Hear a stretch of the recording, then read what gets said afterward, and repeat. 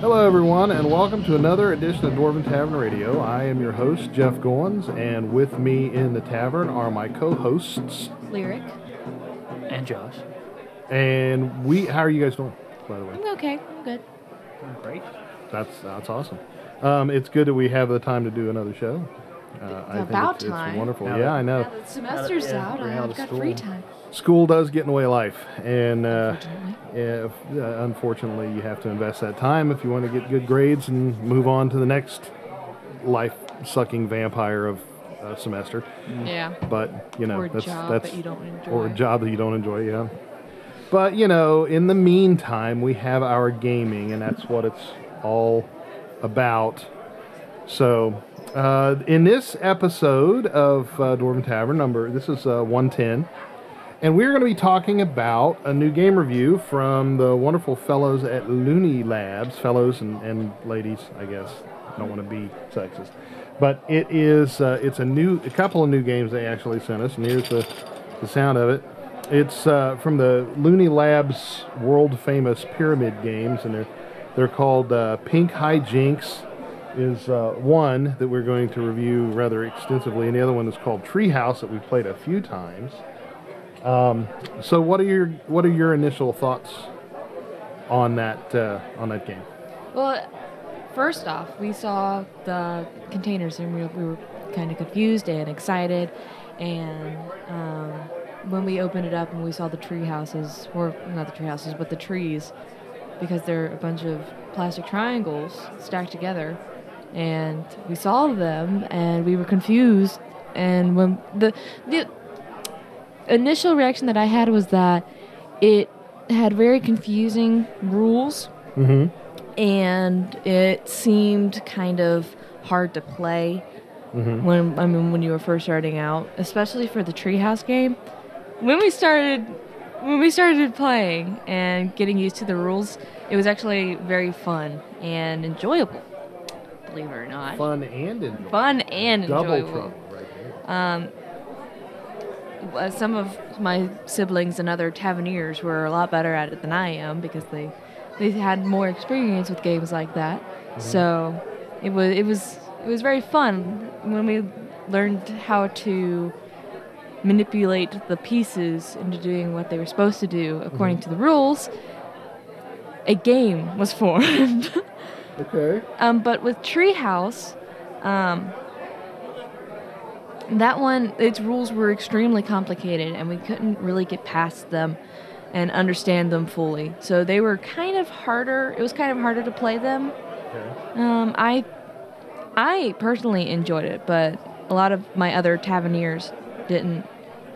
They didn't seem to like it as much as I did. So because I played both of them as well, and I enjoyed Pink Hijinks a lot because it's so simple.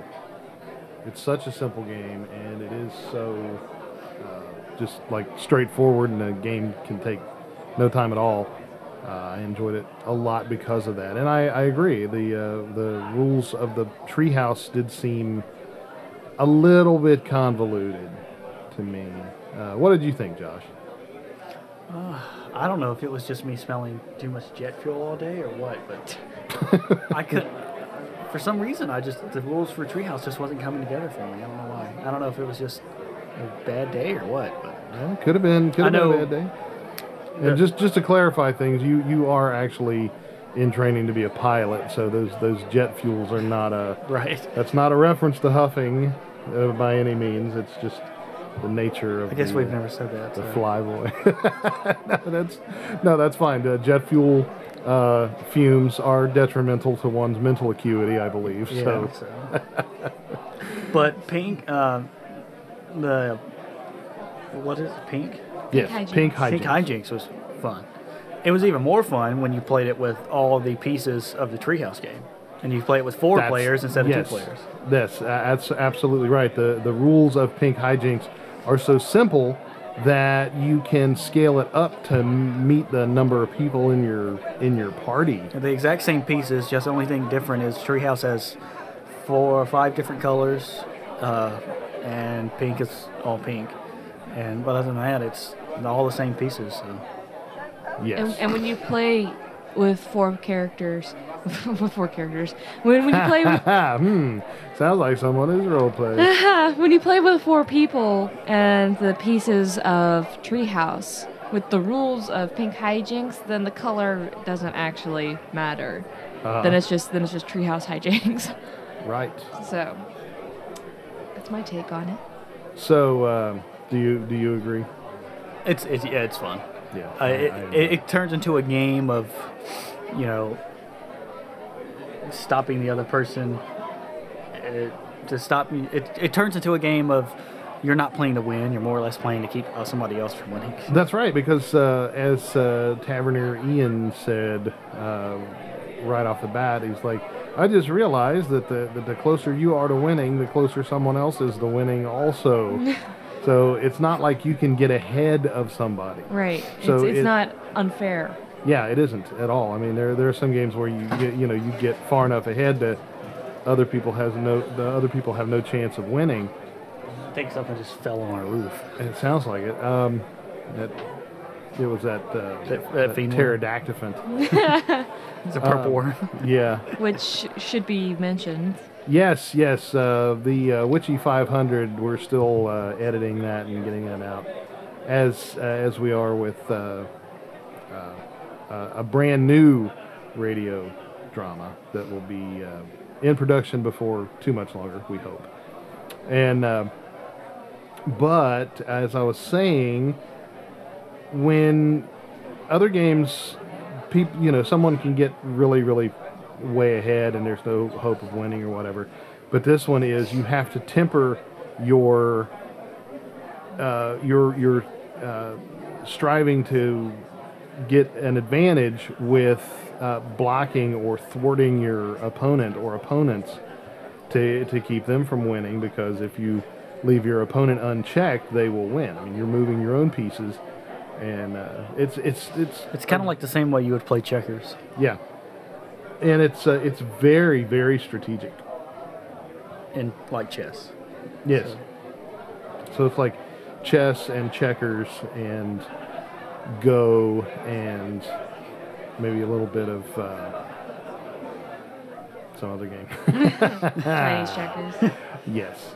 So out of 5 axes, how many do you give it? I would say 4. 4 axes? Because of the complexity of the rules. For which one? I mean, they weren't. They were simple once you learned how to play, like how to move which pieces. But before, to actually read them and try to wrap your mind around it, it was kind of too difficult for someone who's never played a game like that, like me. You're right. Okay. So I would give it a 4. Okay, a 4 axes. What do you give it, Josh? I'll get a 4 out of 5 for the pink one, pink hijinks. Pink hijinks. It's a very fun game. I didn't think the rules were that bad compared to the Treehouse one, but Yeah. that may have just been my cognitive abilities. I don't know. Well, no, I don't think it was. Now, if we're gonna, I mean, if you're smart enough to say the word cognitive, you're definitely smart enough to say yeah, that was a pretty. Are we doing the 3 syllables. Treehouse review too?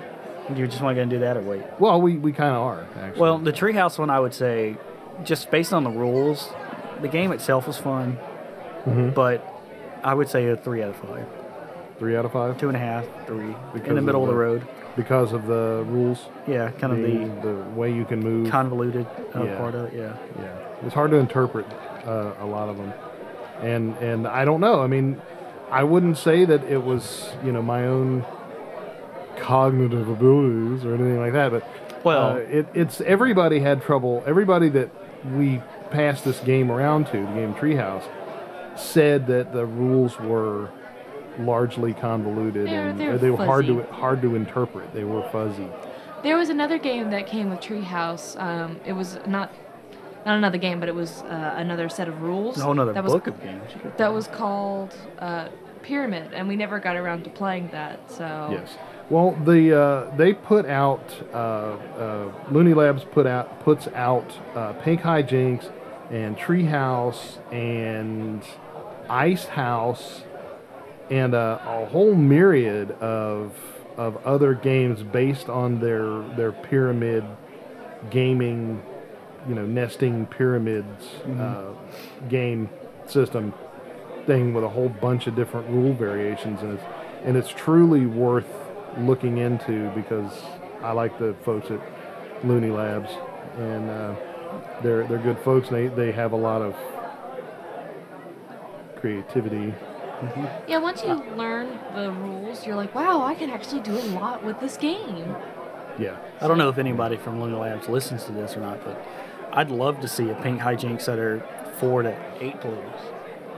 That would be really cool. cool. That would be That awesome. would be very cool. You know, I played the hell out of that. we've It's from loved Homework. we've loved pretty much everything we got from Looney Labs, and I have too. But Yeah. Treehouse is not one of my favorites. Yeah, me neither. I think I'm giving Pink Hijinks a 4. Yeah, 4 out of 5. Yeah. Just because I would also like to see it made for much larger groups. I think that would be really cool. Maybe a Chinese checkers style board That's with what I was like thinking. 6 faces, and that would be really cool. Like hex. Actually, we could print out a hex map with instead of squares, have it hexes. Yeah, we got plenty of pieces. So.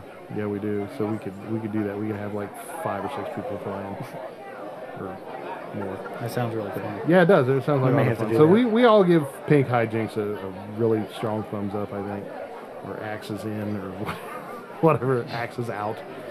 And you can find all this good stuff at www.looneylabs.com/games. And Pink Hijinks is /pink-hijinks, which is it's a direct link to their Pink Hijinks game. So definitely give them a look and tell them Dwarven Tavern sent you. And and then the other thing is the treehouse. I don't think it was any of us. It was a favorite of any of ours. Unfortunately, the rules did seem a little bit prohibitively complex. We might just be a big group of simpletons over here, but I don't think so. So you can get it and try it for yourself and see what you think. But we didn't. I gave it I agree with the 3 out of 5. It's a fun game. Has a lot of different rule variations that are applicable that you can play with it. So it's definitely a bag of toys worth having. But the actual rules for the treehouse is not my favorite. So I give it a 3 as well. So with that being said, we are going to take a bit of a break, maybe for a musical interlude, and we will be back. I want to give a shout out to some friends of ours out Wyoming way, and when we return, and we'll see you in a minute.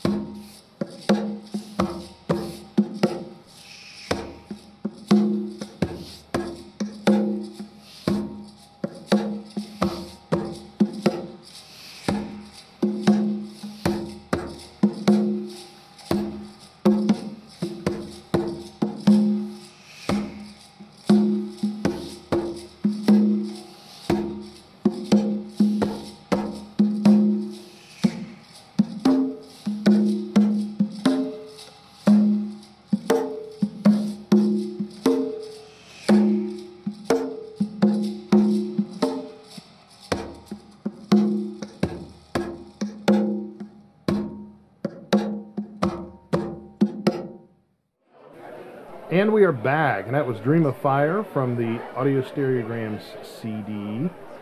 That you can actually, if you want a copy of that, just send us an email, and we'll give you all the prices and all that good stuff. This next portion is kind of like email corner. It's the mail courier. Mail call. Yes, that too. Sorry, I had to. Yeah. Yes, you did. I think it was in your contract somewhere. And this is an email from a fellow who calls himself Mr. Sticks. So, hi, Mr. Sticks. Everybody say hi, Mr. Sticks. Hi, Mr. Sticks. Yeah, that was really enthusiastic. Was for me. You guys should actually become morticians. This one is. Let's no, try. Actually, I'm just joking. Let's try that again. Hi, Mr. Sticks. Hi, Mr. Sticks. That was almost all of you. Wow, that's kind of trippy. Mr. Just stop. Josh is being seductive. Okay. If anybody notice that? So anyway, this is the email we got from Mr. Sticks. He says, "Hi Jeff, I've just recently ran across your Dwarven Tavern shows, and I absolutely love them with 3 exclamation points." I don't know if we've ever gotten 3. Is that 3 out of 5? That's 3 out of 3. He says, "I live in the middle of nowhere, Wyoming." I didn't even know that was a real town. It's Wyoming. It's everywhere. Yeah. And after 2 years of trying to get old school D&D players to get together, it finally happened on the 31st of October, Halloween. Congratulations. Isn't that cool? That's That's awesome. something you should be proud of. Yeah, very much so. We've had about 4 game nights since, and everyone is starting to catch the bug again, which is... It's awesome. It is awesome also. It was a very contagious Guess there's not a bug. whole lot of young 4.0 players in Topeka, Wyoming, or wherever. Yeah, well, yeah, it's apparently nowhere, Wyoming. Actually, it is Buffalo. Buffalo, Wyoming. Buffalo, Wyoming. And he says, "I'm having everyone listen to your shows while we repaint miniatures and make maps for the campaign." That that makes me feel all warm and fuzzy. That sounds Yeah, that's actually very really, cool. really fun.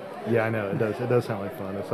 It's almost like a bunch of girls getting together and doing each other's hair. It's just the same way for Only it's much manlier and much more geeky fun than doing each other's hair. Although you may do each other's hair if you so choose. Put them in braids and No, you have to grow them out, and you have to. They have to be braids in your beard. in your beards. Yes, if you have beards, put braids in them. If you don't have beards, put braids in your chest hair. It helps motivate everyone. Whatever else we got here. Yes. He says, "It helps motivate everyone, and I really hope you continue to make the shows." Well, Mr. Sticks, do not fear. We will continue making the shows for as long as I think there are shows to be made. So, there you go. We will live on forever. We will live on.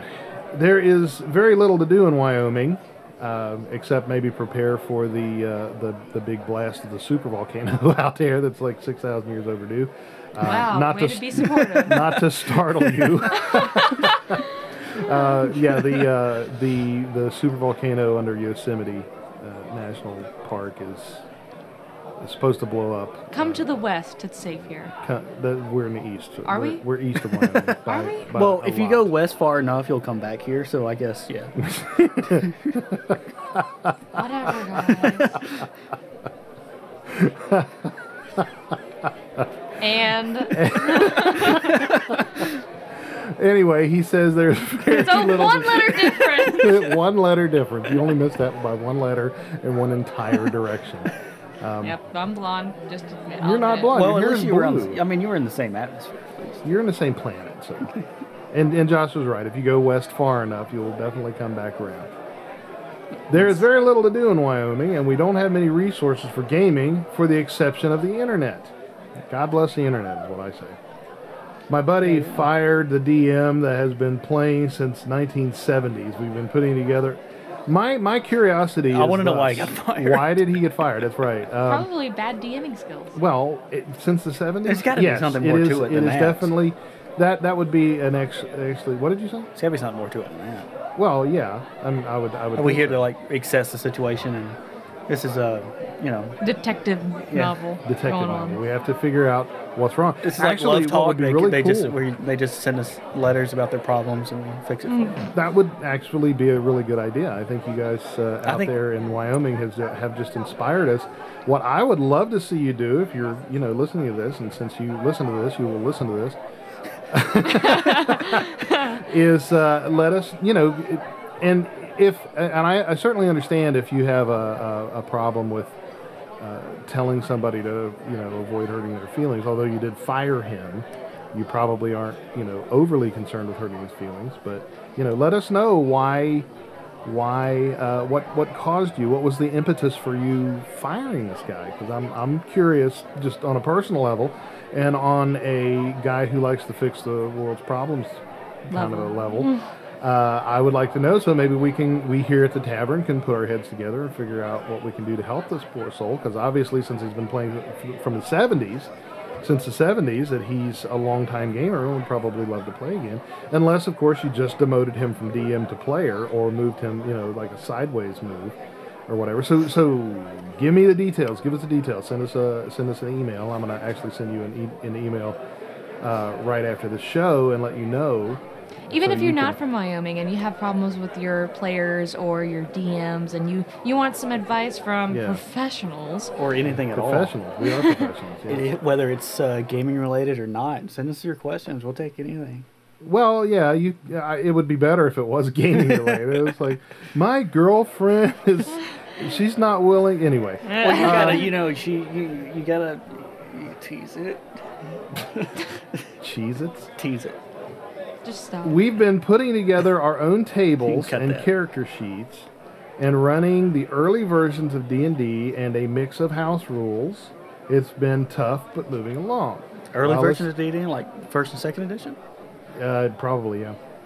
Says, while listening to your show number 109 last night, I heard you mention the book Critinomicon. Really want a copy, but this is it's a very rare tome, and it goes for $100 to $300 a copy. And I've actually searched Amazon and found out that is indeed the case. It Which goes is for a about sad, $300. sorry Yeah, story. the Critinomicon is a great book, and I did try to get in touch with the author of the Critinomicon, and nobody that I know knows where he is or how to get in touch with him. So he vanished, like the guy that wrote the original Necronomicon. So that there might be Correlation, connection there. there might be some kind of curse with the nomicon suffix.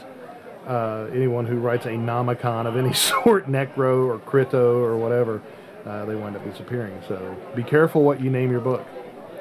And so anyway, we would like to give a shout out to all you folks out there in Wyoming, and keep your spirits high. There are gamers all over the world, and we're all feeling your pain, the pain and pangs of loneliness, because it is really difficult to get a good group together.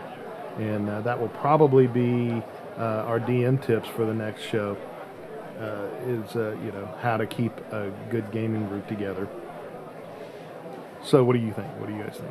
That's awesome. I'm glad just to hear that somebody listens to us. You're never truly alone, though, because if you make yourself known, then someone will find you, and you'll be able to game all over again. Trust me, there's plenty. I'm sure there's plenty of closet D&D people out there who may not around you. Who may not around you? Well, yeah, I understand. I understand where he's going with that. And I agree. There are a lot of people who keep it secret because they don't want to be associated with the aforementioned stereotype. People thinking that they're automatically Satanists or other form of undesirable just because they are gamers. And that's just plain incorrect. It is. It's very ignorant to think that a gamer is anything but a gamer. Just like it's incorrect to assume that just because, someone is different than they are, that they're, that there has to be something bad wrong with them.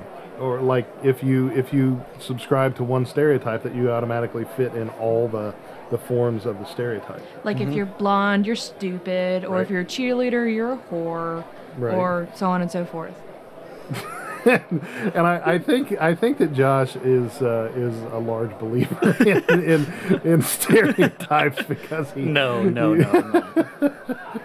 I'm just joking. I know you're joking, but it's really easy to actually fall into that if a person, if a person sees someone, like for example with a lot of piercings, a lot of older folks are afraid of people with piercings or tattoos or spiked hair Or blue hair. or whatever, and I, being a little kid, hanging around with my mom and going places, we would often wind up in the presence of someone who had chains or whatever, piercings or tattoos and what have you, and more often than not, I learned that these people were just like other people. They just had piercings and tattoos, and that's the way it is. And little did you know at that time you would have a daughter who fits that stereotype. Exactly. Well, not that stereotype, but that look. Yeah, you fall into the category artistic of overall appearance of, what did you say? That artistic kind of, yeah, that art student right trope. And what we see as artistic, someone else might see as Autistic. or emo, or a Rebellious. cutter, or somebody Blah, who's blah, blah. mentally unstable. I think she just whatever. looks good. I mean, Well, yeah, That's all I saw. Well, I know that, which is fortunate considering your position. and her smarts and her intelligent big brain. Yeah. So I have to put that, make sure that you understand that it's your intelligence. Because you're very smart. Can we cut this? Yes. Actually, no. I'm gonna keep this part in because we love to hear Josh getting himself into trouble. You can almost hear the shovel digging. I got a backhoe backing up. Yes, aptly put. That is. I don't even remember how we got on this conversation, but did you finish reading the letter? probably yes, I think so. The Sticks, our friend down in Wyoming. What I was going to say is that we all feel your pain, and keep up a good front, I guess, because Keep your chin up. There are gamers out there who feel you, and we're all supporting each other because it's all for the game. We're all in And this he is playing right now a second level dwarf, so hopefully we'll hear back from Styx and find out how he's doing, and maybe we can help solve that old player, Old DM problem. or at least give some ideas how it can be worked around, because we want everybody to be happy in this game, because without this game there would be no gaming. And you wouldn't have us, and how sad would that be? That would be very sad. I would find that very sad. Yeah. So we are going to take a wee bit of a break, and when we return, we're going to talk about something else. So actually, we're going to give you an update on Relne's honor, and find out from Lyric how that's going, and we'll be back in just a moment. Don't go anywhere.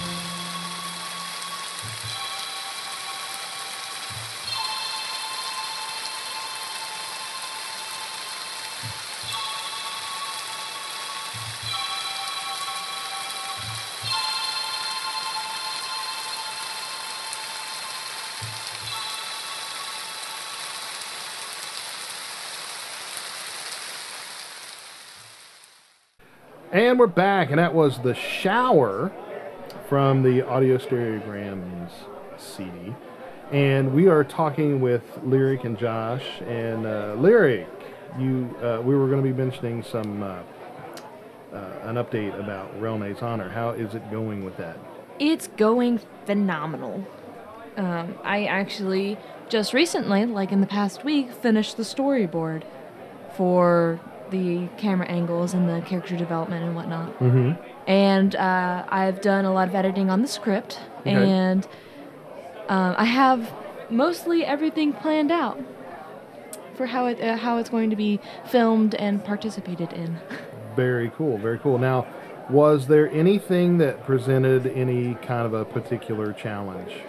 Just actually sitting down and cranking out the pages, because I had school, of course, and having school as my top priority right now, I actually had to put it on the back burner, and I didn't work on it for like an entire month. Yeah. So, it wasn't like a detailed piece of art every time I drew like a certain camera angle for where the characters would be, but it was still tedious because I had to make sure that I had all the certain details I wanted consistent through the storyboard. Like when a certain character got hurt, or when a certain character wasn't there, or didn't have a cape, or something along those lines. I had to make sure that I was doing that until a certain point where that particular thing changed.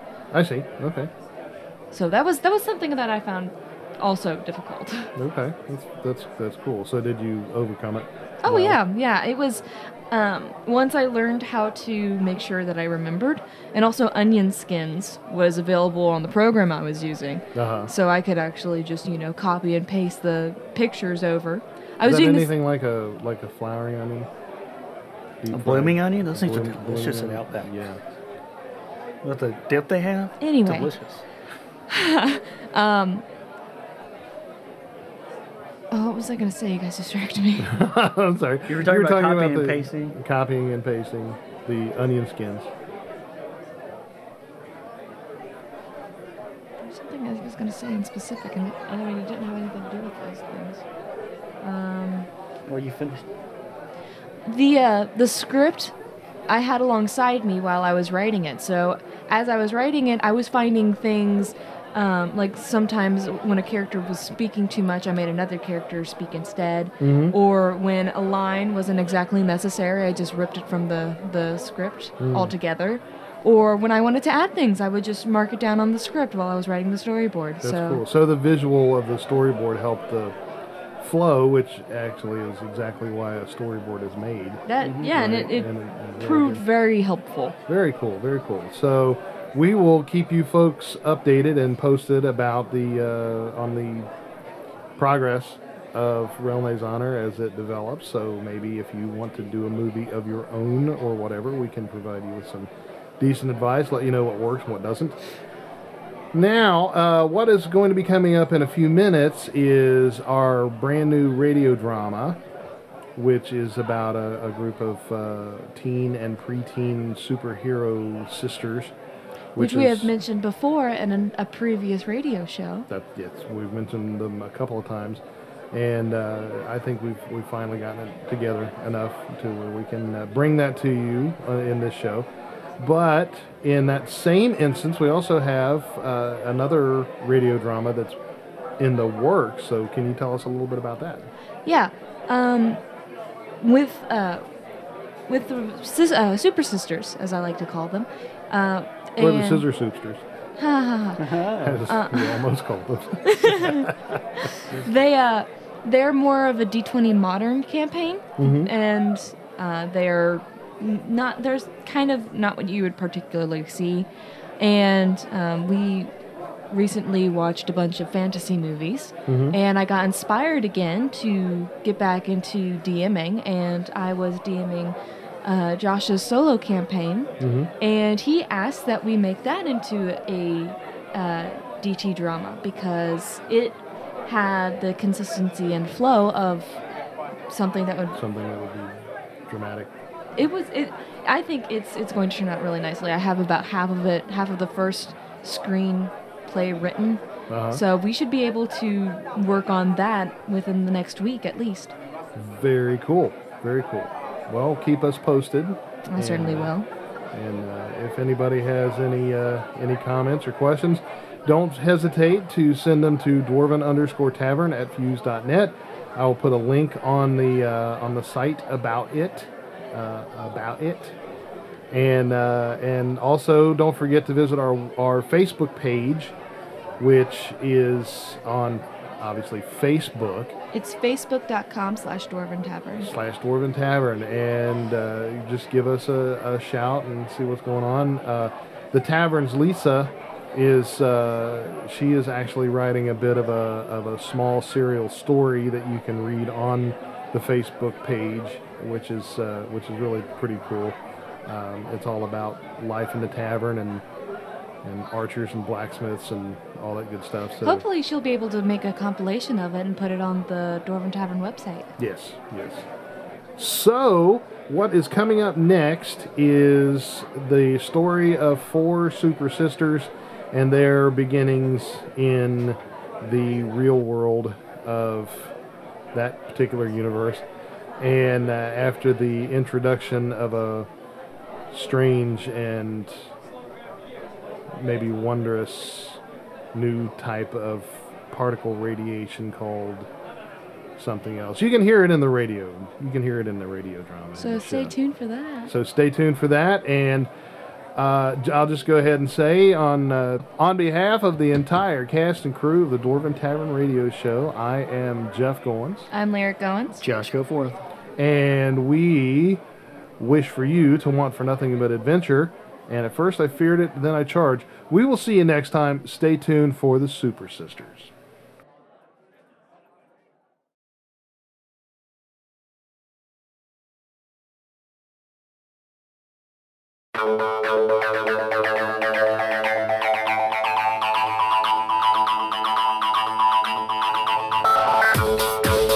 The year is 2023. 2 years earlier, the world had a brush with death. Death in the form of an enormous asteroid that did not impact, but passed close enough to Earth that our world was bathed by a strange, previously unknown form of radiation scientists dubbed Omega X. The asteroid dipped into our atmosphere over South America, and 98% of the population either died from the heat or soon after from the radiation. Within 6 months, reports began to appear of people exhibiting strange mutations. Mutations that sometimes took shapes of monstrous deformities, but sometimes the mutations took other forms. Come on, everybody, let's get up. We'll be late if we don't get moving. I don't want to go to school today. I miss Mom. Mom's gone, Margot, and so is Dad. They went to the hospital and never came back. Well, maybe they will. It's been a long time, Margot. If they were going to come back, they would have already. Now get dressed. Where's my shoes? Where you left them? Where did I leave them? How should I know? 'Cause you're the oldest? You're taking care of us now. You're supposed to know that kind of thing. Well, I don't, so go look for them. Found them. Where were they? Where I left them. Will you guys be quiet? You need to get up, Melly. We got school. I don't want to get up. Well, you're gonna. You're a poop meat. And you're being lazy. Now get up. These are the 4 sisters, Mink, Melon, Cody, Myrrh, and Margot. 4 young ladies abandoned by their parents and left to fend for themselves under the care of the eldest sister, Mink. Mink is 14. No one knows that their parents are missing, and as long as they can get away with it, they will continue to go through their days like any other teenage family. Today started out just like any other day, but how long can things continue like this? It's weird since the asteroid passed by us. It actually didn't pass by us, just really close to the United States. How close is that? Thousands of miles, but still really close on a cosmic scale. What's a cosmic scale? It's that thing that the Greek gods weigh themselves with. Just when it seemed like things were going to be like every other day, the girls spotted something in their way, waiting for them. Hey girls, where do you think you're going? We're on our way to school. Excuse us. I don't think so. Why let us through. Well, going through here is going to cost you now. You owe us $6. We're not going to pay you anything, and we don't have any money anyway. Dude, you're gonna put up with that? Hell nah. Give me all your money. The thug drew a small caliber pistol out of his pocket and aimed it straight at Mink's face. Mink felt herself tighten up in anticipation of the impact of the bullet, but then Myrrh did something unexpected. Don't you dare! Myrrh stepped in front of Mink, and the surprise caused the thug to pull the trigger. The bullet struck Myrrh directly between the eyes. She fell to the ground almost in slow motion to her sisters, who were sprayed with blood from the exit wound. Everyone, sisters and thugs, stood there in stunned disbelief at what had just happened. Myrrh! The air felt strange to Mink, like it was thicker and malleable.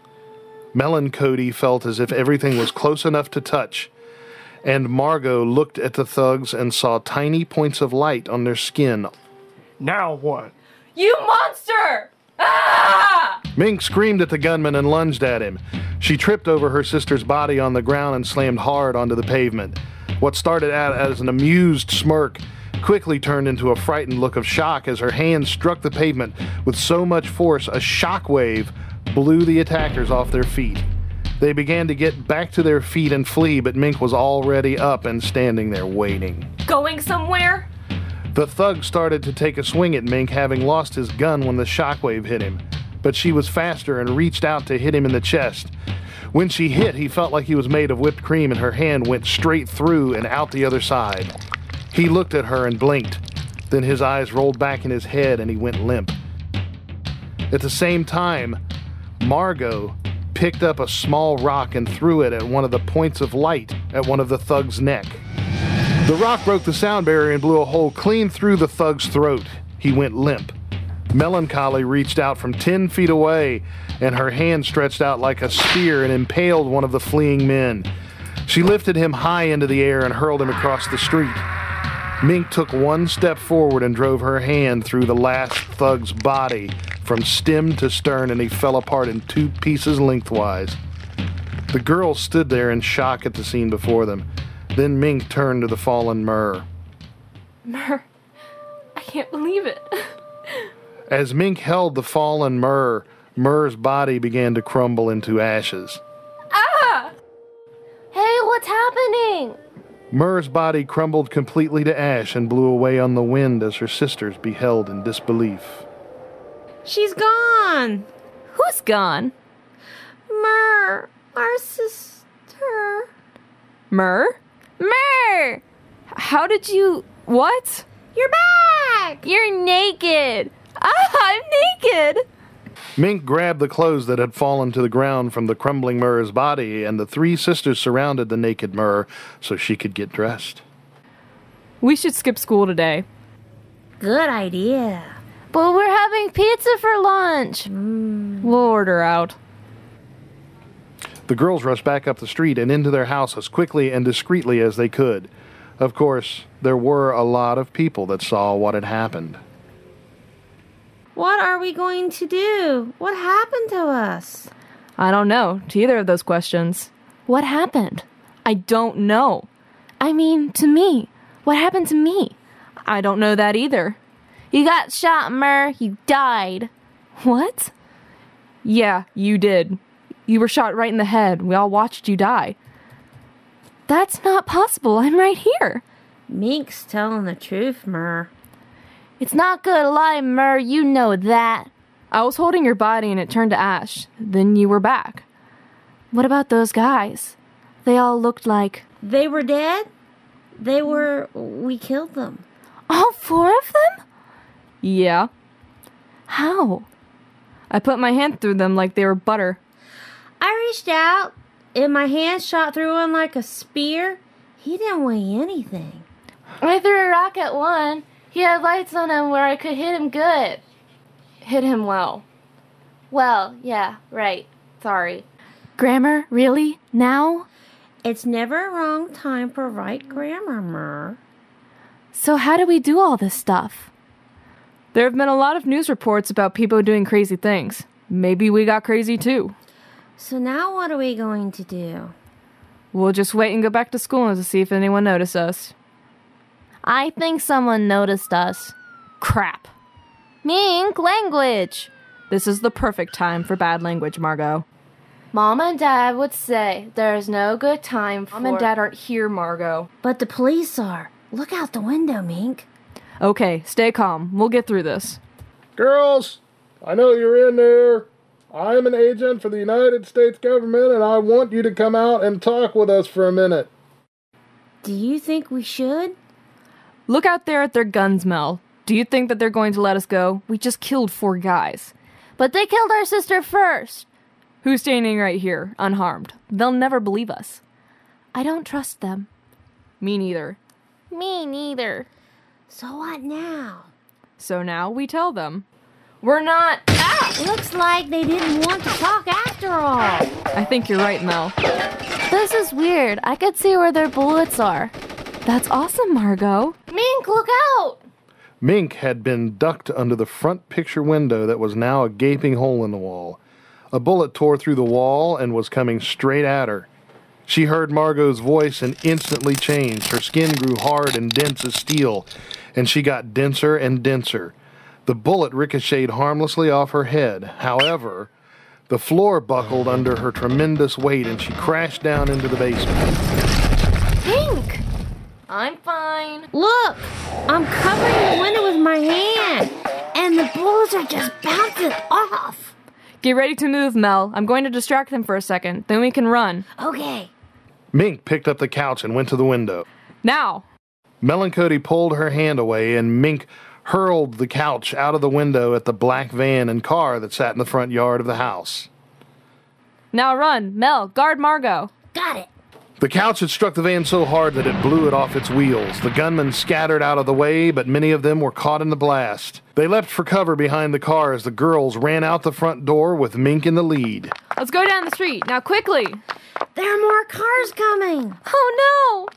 The black car came barreling up the street and stopped short of the girls. A man got out of the car and shouted to them. Girls, I am Agent Allen, a real agent. These men are bad men and they will hurt you if they catch you. Please come to my car and we'll take you to safety. 2 other men got out of Agent Allen's car with big guns and opened fire at the men behind the other car. Okay, let's get in, girls. We can always tear them up and run if we need to. The girls got into the car and it squealed tires down the road. Are you girls okay? Is anyone hurt? No, we're okay. No, we're okay. No, we're okay. What is happening, Agent Allen? In short, you girls have changed into something that's more than human. We think it's because of the asteroid that brushed close to the Earth a few years ago and showered the world with a weird radiation we've never seen before. People are dying or changing all over the world, and we're trying to find them all and help them if we can. Who are those men? Those other men were from a different organization that is trying to capture and use people like you for their own purposes. But isn't that what the government's going to do with us? Isn't that how they help people like us? Not if I can help it. And besides, if you have special abilities, we will most certainly hire you to work for us. If you want. The pay is great, but it's a job, not a prison. But I give you my word that we will not do anything to you that will bring any of you to harm. You mean too much to this country and to this world to be studied like lab rats. I'll believe it when I see it. No offense, Agent Allen. None taken, young lady. I'm glad that you're being cautious. Can you girls tell me your names? I'm Mink. These are my sisters, Mel and Cody, Myrrh, and Margot. Hi. Hi. I'm very happy to meet you all. I'm your caseworker and I will be taking care of you from here on out. Where are we going? We are going to a secret place where you will live and go to school and work on learning more about the new things you can do. All on Uncle Sam's dime. We don't have an Uncle Sam. No, sweetheart. I'm talking about the U.S. government. It's called Uncle Sam. I know, I'm just messing with you. Oh, you're trolling me. That's awesome. Well, I know you girls don't trust me now, but I'm going to give you every reason to in the next few days and months to come. We're going to become very close, and I'm going to take very good care of you all. Hey, wait a minute. What's that mean? There's one question. Ask it. Not my question. There's one you haven't asked. What's that? You haven't asked where our parents are. That's because I already know.